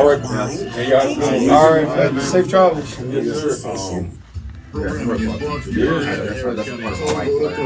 Houston is growing, and so is traffic. You can upgrade to Lays with a convenient easy tag and enjoy improved mobility across the region. With more space on toll roads and a new ship channel bridge, the Harris County Toll Road Authority is doing its part to keep it moving. 10 seconds. Programs and easy tag. Their website is hectra.org. That's HCTRA.org. Welcome back to Real World, Real Talk with your host, Dr. DZ Cofield. Welcome back on this Father's Day 2025. For those that are just tuning in, we have gone over our usual hour slot because the conversation is just too good in my opinion. And we are talking about fatherhood today, kind of how that differs, expectation of just role models, male role models, and just kind of how to navigate this thing we call life. So before we took a break, we were talking specifically, and I guess the question posed was with regard to, what is your greatest joy? Being a father, being that father figure. I would guess almost, Dorian, probably the greatest joy is being able to get a kid back, I would think, for you. Yeah, most definitely. And I do enjoy that part. Tips and tricks that you've either seen or whatever you got. So yeah, go ahead, DC. What's the greatest joy for you that you see? Well, the greatest joy is giving that kid back. Yeah. All right, at the end of the day. All right? I love hanging out with those kids, man. But for me to be able to do this, where they start crying, I do this. Yeah. I'm just kidding. But I think my greatest joy is getting on the floor. And when I say that, I mean actual getting on the floor, sitting on the floor and building towers with magnets, throwing the football with Cairo, doing handshakes with CC. Yeah. Trying to teach Kai how to do juke moves and not tackle Barry. Yeah. Like, I think they will. And every time I see them, and I know they remember it because every time I see them, they're ready to do it all over again. Yeah. Right? So I can't wait to, build blocks or play dinosaurs or whatever it is, but I think that's impactful. I remember when I was around Barry's age, around that 5 years old, 5 years old, 6 years old, I remember my uncle being in my life. Yeah. And we weren't building forts, but the man showed up to my birthday with a Power Ranger outfit on. Yeah. And I would never forget that. Uncle Dre showed up. Uncle Dre showed up to my birthday with the Power Ranger outfit on. I would never forget that. Yeah. And I would do the same for my nephews. I would do the same for your guys' kids because that's something that they would never forget. So actually getting hands-on, getting on the floor, and I would want to do that same thing with my kids in the future. Yeah, I think it's interesting to me because there's not too many things that that you're investing in something that is growing and actually growing, right? And getting that return on investment. I mean, what you put in, you're going to get an output that, like you said, man, you remember that, especially as kids start to get into this age where you're like, oh no, you're going to remember that. I vividly remember my brother and sister. We would always talk about one time. I don't know what was going on or where my mom was, but. It was Dad's night with all three of us, and this is before we moved to Texas. To Houston, so probably about 3.5, 4, and man, we watched Who Framed Roger Rabbit and drank strawberry Nesquik, and that I can tell you the sight, sound, smell, how the furniture was set up in the room because it's just locked in that memory, and so it's true that it has an impact, and that type of thing passes on. Chris, what you got, brother? Man, to piggyback off of what Dorian was saying, man, there was a birthday. What was it, your first or second birthday party? First birthday party. So there was a cartoon called Yo Gabba Gabba. I don't know if y'all remember this cartoon with the orange. Yep. Okay, so Alex loved Yo Gabba Gabba, so he turned 1, right? We all come together and we thought this was a great idea for me to dress up as Yo Gabba Gabba. So we ordered this one-piece orange suit with the hat. I mean, I'm looking crazy. And I go out there. He decides to cry because he's scared. And I scared him. So now I'm frustrated because I'm in a one-piece orange, man. You got me out here looking crazy. But I say all that to say the memories. Yeah. And also the growth is the best part, I would say. Because you see these human beings that you've made, and they go from drooling to babbling to walking to counting to now, they're like the second better version of you if you have a male, and that's how it's supposed to be. You're supposed to be smarter than me, faster than me. You're supposed to know math better than me. Right. Though I can still body you on the court. Right. But it's subject to he's rolling his eyes, right? but yes, I still got that old school hook, man. So my knees might be shot, but that's neither here nor there. Now, I did have the one that I love the most is enjoying the kids not talking. How it's peace and quiet now. That's how I loved it, because it wasn't like a kickback. No. My daughter, she's the worst at it because she has a sassy mouth, man. She's quick with it. Oh yeah, she's quick with it. She is very quick, Brandon. You get it most of the time in the church parking lot. Yeah. Man. But the growth And then them just, because when they're not talking, they're listening and they're observing you. They're watching every move that you make. Even now, sometimes Alex walks like me. Oh, yeah, absolutely. Not because he wants to, but he was imitating me the entire 15 years. Whenever I was walking somewhere, he was right by me. If I had to go get something, he was looking at me the entire time. And he wasn't talking, he was just looking. And so he's like a sponge. Most kids are like sponges. They'll grasp everything, good and bad. Yeah. Oh yeah, man. Because he was cussing in what was it? Allegedly. We'll get this man in trouble on the airwaves. But you know when I knew, camera in here. No, but you knew when I knew it was right though, because he said it in the right context. Okay, well, yeah, he said that came from me because that's that how came from me. That's how I would have dropped it. That was me. It's interesting, man. Genetics are so powerful, and like you said, watching and learning. I could, man, promise you, I've caught. Especially like my oldest son Barry, I swear I could see him like scanning and just taking in like every single, and I'll never forget this one time I was up in DC and staying with a family friend. It's one of those uncles that's not related, or named Cousin Butch. Long story short, but there's no blood relation, and so I had actually never met Cousin Butch, and but I needed a place to stay in D.C., and they lived in D.C., and so my dad reached out to him. And the first night we're sitting at dinner, I see he and his wife just sitting there looking at me, and I'm like, okay, what's going on? I was sitting there like, man, this is crazy. They're like, your mannerism is the exact same as your dad. And I was like, he's like, and I haven't seen your dad until it was like a month or two before, since he was like 14. But just fold your arms, the way you do this, the way you talk. And it's just so interesting how impactful we are without even realizing it or without even thinking about it. And so it is a pretty cool thing, but a huge responsibility. All right, so to finish out the show, Cool Dad.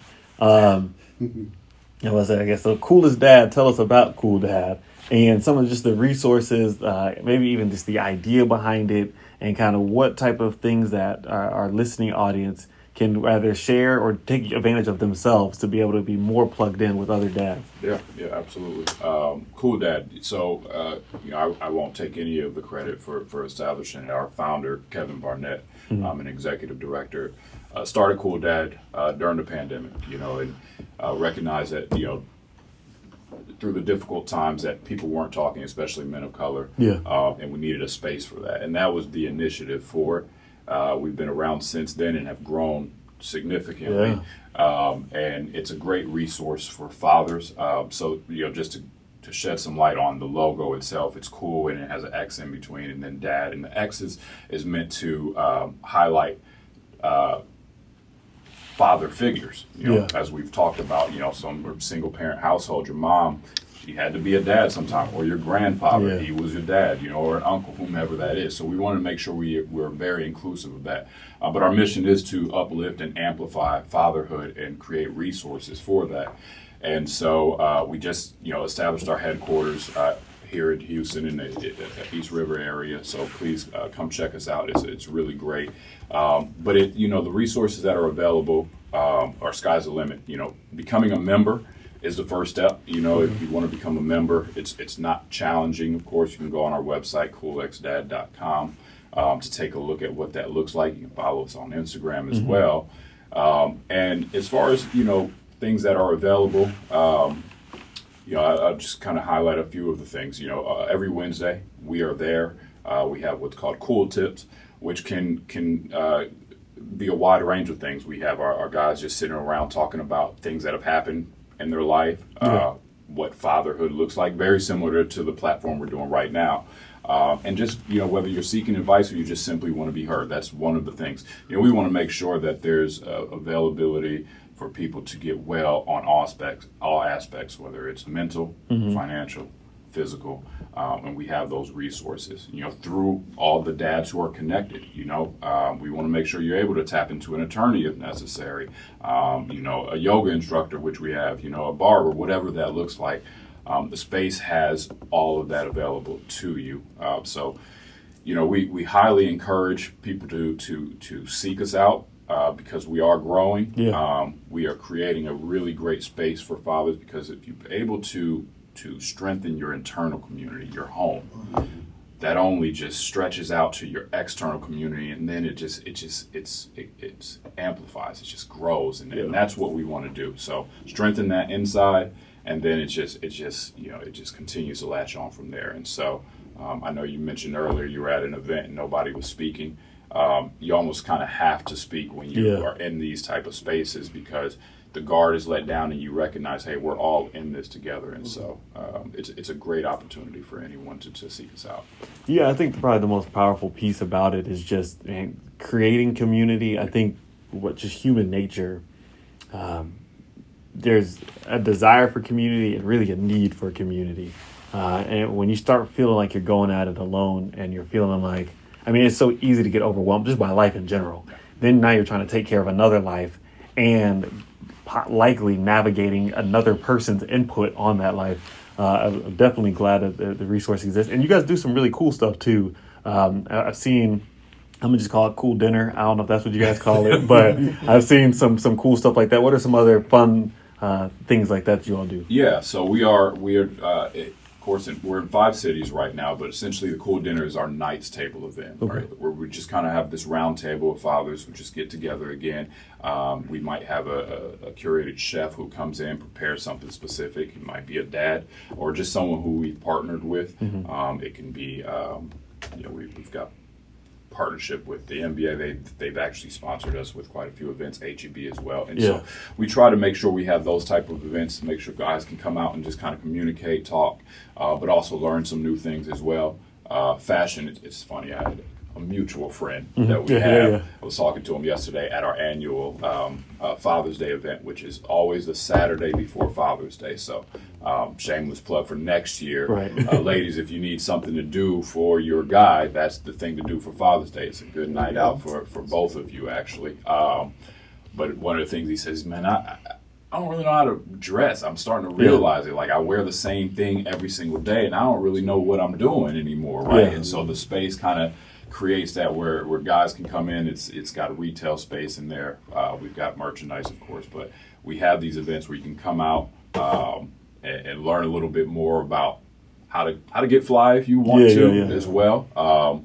We also have cool tech. We have cool kids, cool mom. There's other branches of it, and so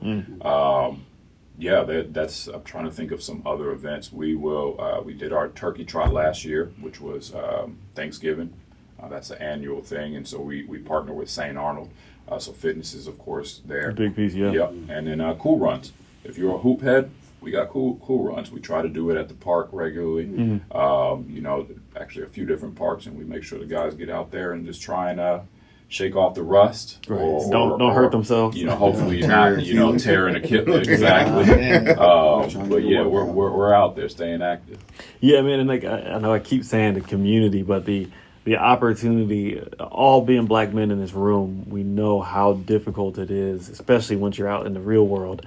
You're kind of trying to survive in the workplace, which doesn't always look like us. Yeah. And then you're like, all right, well, I haven't had a chance to really foster too many new relationships besides, friends that you've had for quite some time.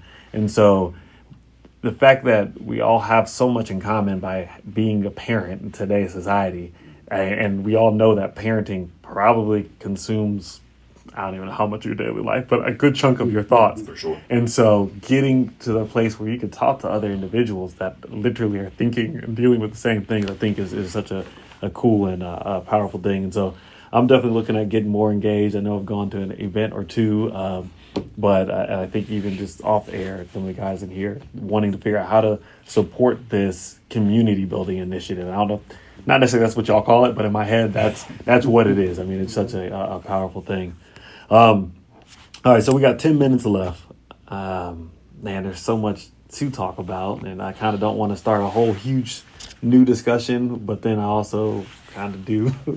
Here I just roll into the 8 o'clock hour and keep going. But I do appreciate you all coming here on Father's Day. Obviously, at the same time being like, yeah, go Dad. But I'm also like, hey, can you take you away from your family to share this conversation? But I do think that it's been powerful and insightful for a lot of people to be able to just sit back and listen. And and hear that, one, they're not alone, whatever they're thinking about. Two, man, fatherhood looks so different for so many different people. And whether it's your job, your background, your co-parenting, your whatever different thing you got going on.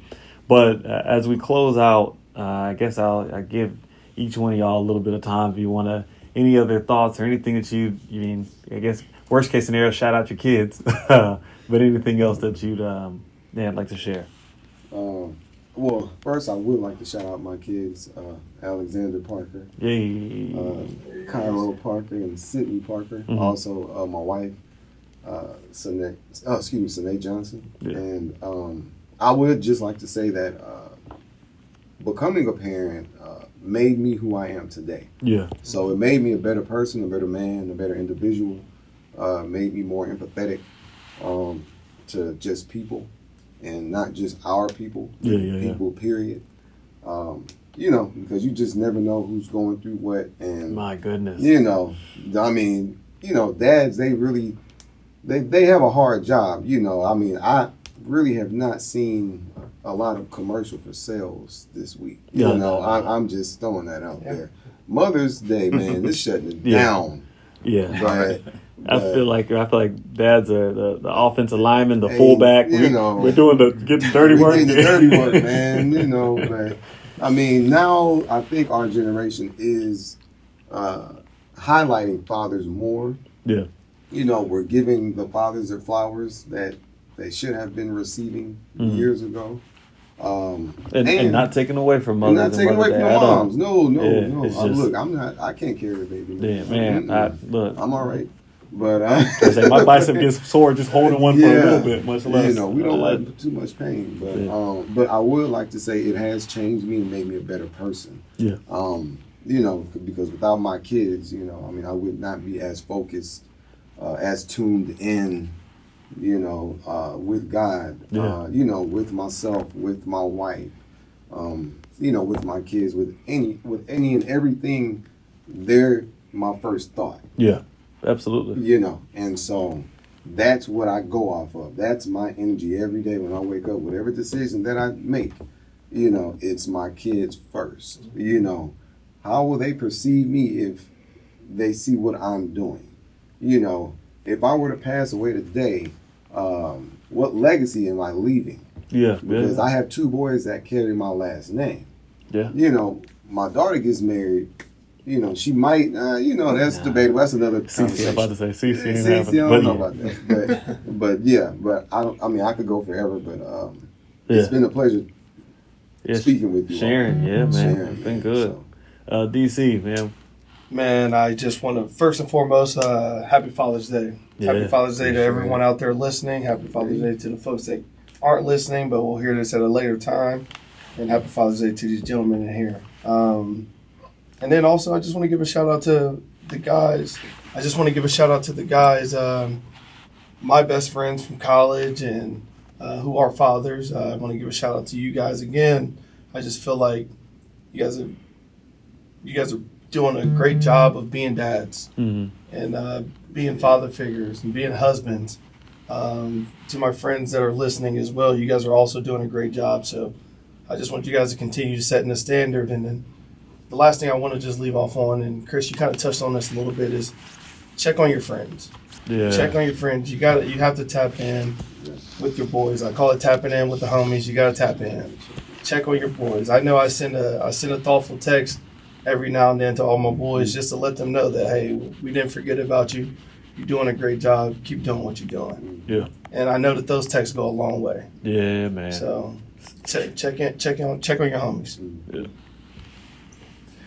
I got to do my shout out now to my wife if she's listening. Cena DeBerry, my oldest, Paris, Albany, Harlem, and then my unborn Cairo as well. That's what's up, man. All right. But just the job never stops, but keep doing it. There's no instruction manual. It's fluid, but just pave a good foundation, and then everything you build on top of that will be sturdy. That's all I got. Yeah, it's funny because as I've been sitting here, my thought has continued to be do I know what I'm doing? Yeah. And that's okay. Yeah. And it is. It's like, I think it's human nature. Whatever we do, we always figure out how to get, how to make it work, how to get through it. You just push forward. And it's, funny because that's what one of my friends told me when he had his first kid was, hey, man, it's like March Madness. Survive in advance. Yeah, survive in advance. And that's what it is. But, it is a very cool experience being Kai's dad. Yeah. It's a cool experience even from the the good and the bad, and when they get sick and you get scared of he was a preemie, so that was terrifying, and to the just hilarious moments watching him do jujitsu and get mad for the first time when after a kid put him in a headlock, to watching him finally learn how to throw a football or just run, and him driving him around on a tractor that my parent-in-law's out there, taking him to Home Depot, and he opens up the lawnmower, the ride-on tractor. He opens it up and pulls out the oil stick at 3 and goes, "Hey, look, Daddy, it's the oil stick." Yeah, and it's those moments of okay, wow, right? How did you know that? I made this. Yeah. So being a dad is cool and it's amazing, and we're at a time where we're considering another child, and it's funny because we're still scared, we haven't done this before, or I'm not almost 40. I feel like I'm 8. As we think about this, I feel like I'm 18. I talked to my therapist about this last week, and I was like, hey, can I handle this? Right. What's the big feelings, right? Yeah. It's like my kids, I got big feelings right now. He's you can play man defense. So you'll be okay. See? You ain't gonna have to go to zone. How about that? I cannot imagine that. Yeah. So it's just that, and the number one thing that is just enjoy it. Shout out to my wife. My wife Jocelyn. She does an incredible job, and the number one things that take care of your mental. So please take care of your mental. In the words of Marshawn Lynch, take care of your mentals and your chickens. Mentals and chickens. Yeah, so just take care of your mental, as it's been echoed, Dorian mentioned it. Reach out to people. Reach out when you need help. Find spaces that you feel safe in to discuss your emotions and your feelings, because your mental health is important, and it is very taxing being a parent. So feeling isolated too, So one, thank you all again. Obviously, we're coming up to the hour, so I'm going to respect the next show coming up. But and everybody, happy Father's Day. Whatever role you play, just play your role to the best of your ability. Everybody has their own job to do, and you have a lasting impact. And it's probably a bigger impact than you realize. Of course, shout out, since everybody did it. Me and my wife, Janerica, my son, Barry, and little Calvin at home. And I've showered with love today, and it always feels good. As much as I joke around, all right, Father's Day doesn't get any love, it's kind of like, nah, I felt pretty good today. I felt pretty good. So, until next week, thank you for tuning in. Real World, Real Talk. Trying to figure out how to. My dad always says, the late Brennan John, if you see a good fight, get in it. If you don't see a good fight, start one. And I'm like, I guess the fight to take care of these kids, I guess it's a good fight to get into. So until next week. Thank you for listening to Real World, Real Talk. I don't know if we here for a minute because of that rain. Plans to join us at 7 p.m. Coming up next, It's 100% right now, man. with Marcus Sullivan.